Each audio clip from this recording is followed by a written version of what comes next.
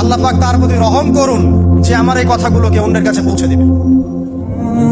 নবীজির ভাষণ। এরপর নবীজি বলছেন, জেনে রাখো নিশ্চয়ই তোমাদের পরস্পরের, মুসলিমদের পরস্পরের সম্পদ, পরস্পরের রক্ত, পরস্পরের এই যে জান মাল ইজ্জত, এগুলো একে অপরের জন্য হারাম।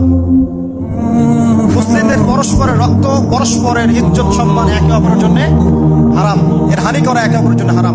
ঠিক যেমন আজকের এই দিন হারাম, এই শহর হারাম, এই মাস হারাম। নবী করিম সাল্লাল্লাহু আলাইহি ওয়াসাল্লাম বলছিলেন, জেনে রাখো তিনটা বিষয়ে যেন তোমাদের অন্তর কখনো খেয়ানত না করে।